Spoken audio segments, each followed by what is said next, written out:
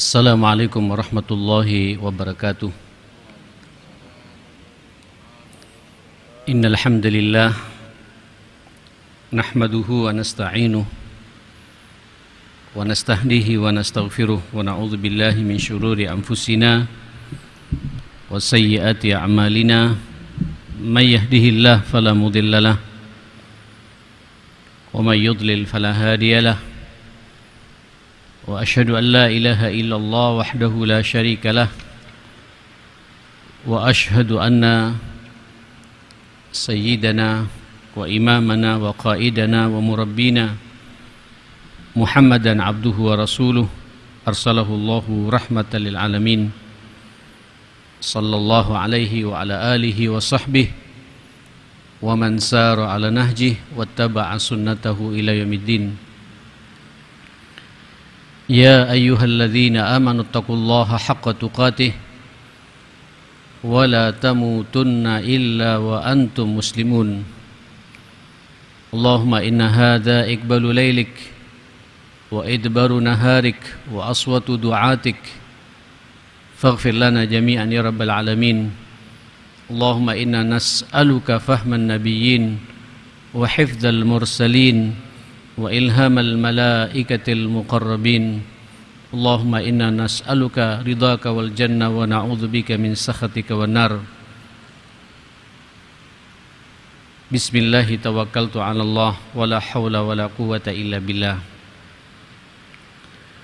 Hadirin jamaah salat maghrib Masjid Al-Akbar yang dimuliakan Allah, tentu kita bersyukur malam ini kita bisa duduk bersama kembali bersilaturahim, yang silaturahimnya di rumah Allah.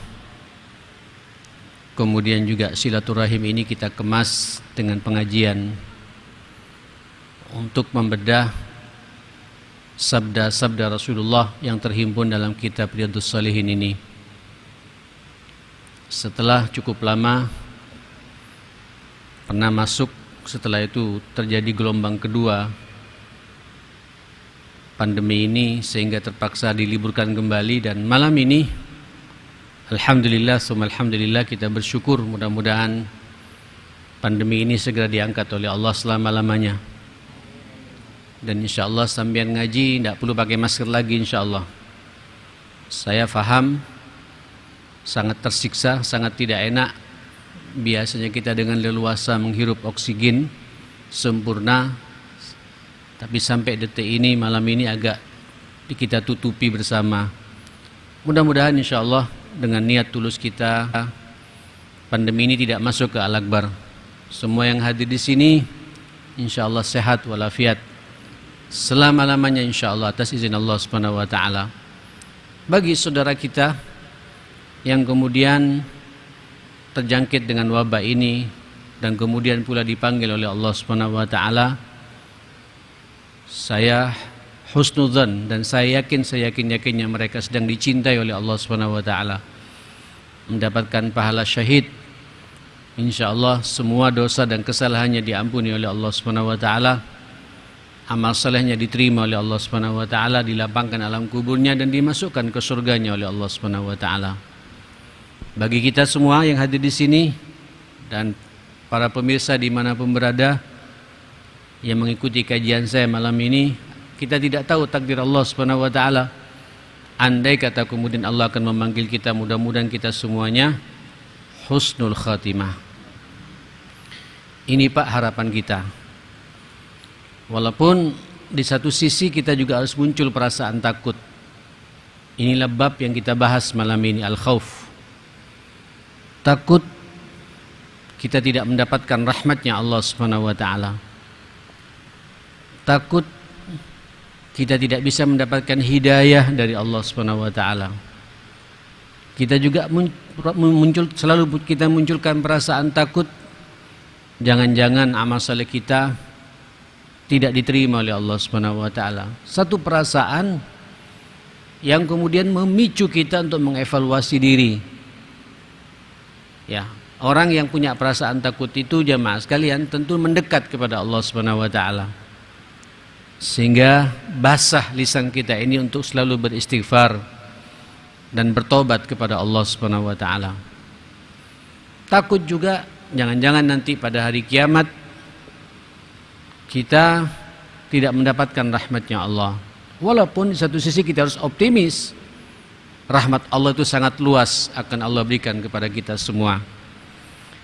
Di pertemuan terakhir jamaah sekalian, dalam kitab ini digambarkan bagaimana Imam An-Nawawi pengarang kitab ini menyampaikan hadis Nabi tentang potret kita manusia di yaumil mahsyar.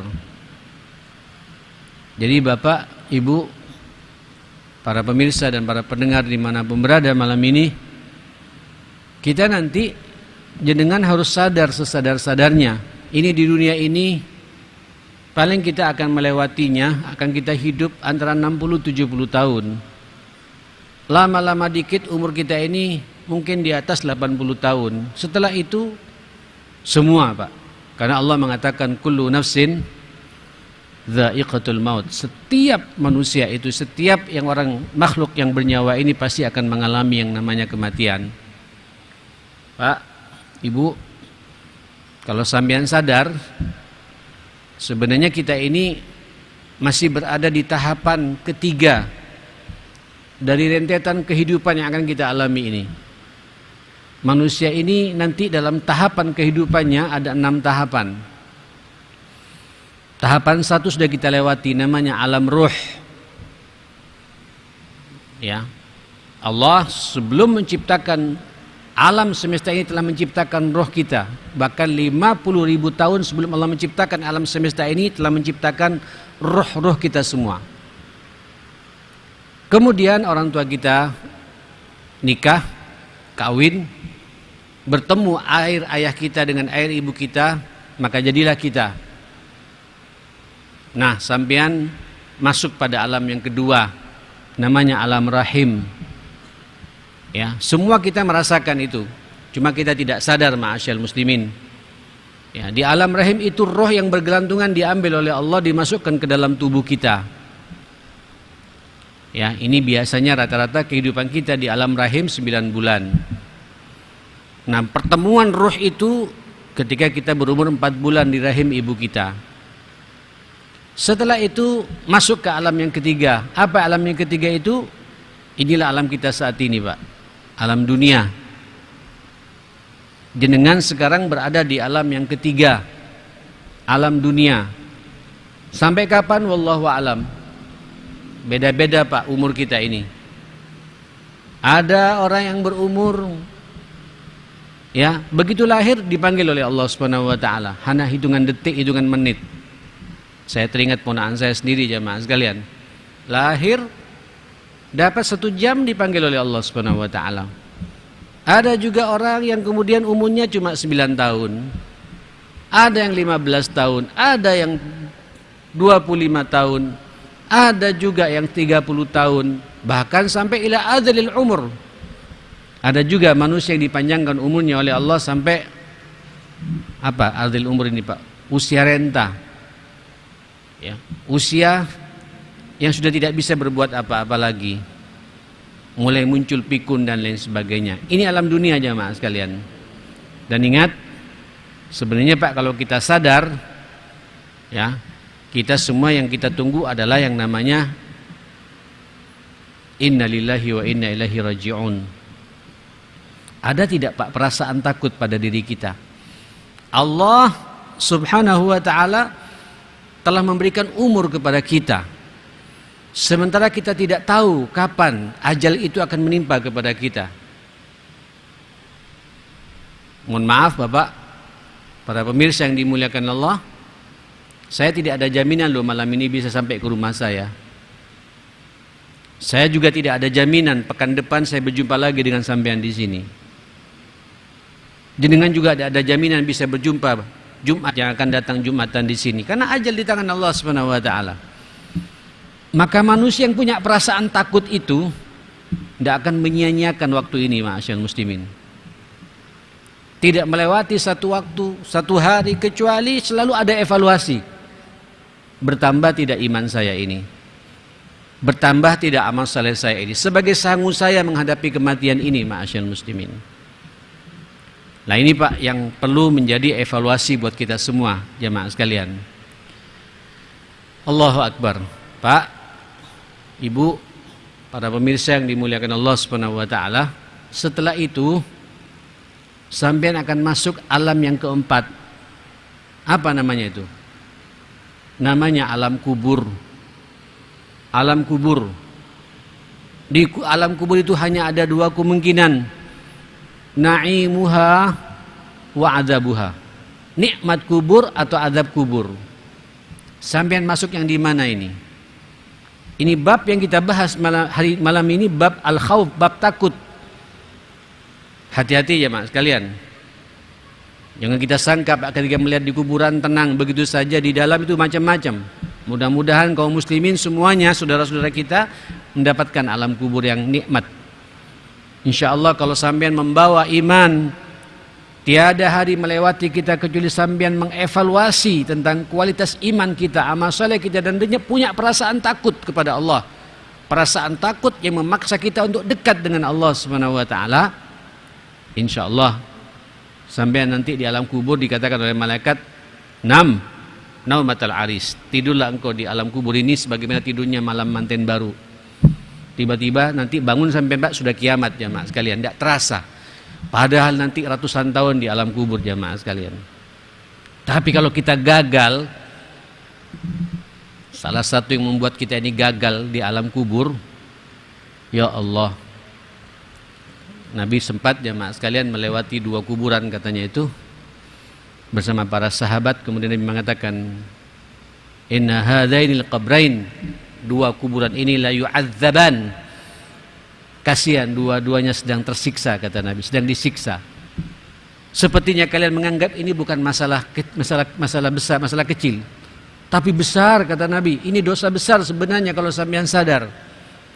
Itu sabda Rasulullah. Apa itu? Yang pertama, orang ini kata Nabi, yamshi bin namimah. Setiap dia beraktivitas, mulutnya tidak bisa dijaga. Suka menyebar fitnah, suka mengadu domba, suka menggunjing saudaranya, tidak bisa menjaga lisannya. Ya, ini juga orang kalau dia tidak taubatan nasuha dan tidak minta maaf kepada orang yang dia sakiti karena pembicaraannya itu, bisa merasakan adab kubur. Dan yang kedua, la yastatiru bil baul, tidak sempurna, tidak bersih ketika dia buang air kecil. Ini menunjukkan Pak bahwa agama kita ini agama yang penuh dengan kebersihan. Sampai urusan pipis Pak, urusan buang air kecil diatur. Sebab kalau sampai ada najis, tidak sempurna membersihkan, ketika kita buang air kecil itu membersihkan kemaluan kita, itu membuat wudhu kita tidak diterima jamaah sekalian. Ketika wudhu tidak diterima, salatnya pun juga tidak diterima jamaah sekalian. Jangan main-main di bab yang satu ini. Walaupun nanti banyak Pak tentang teguran-teguran Nabi tentang masalah adab kubur ini. Setelah adab kubur ya akhil karim jamaah sekalian, masih ada Pak alam yang kelima. Apa alam yang kelima itu? Namanya alam mahsyar.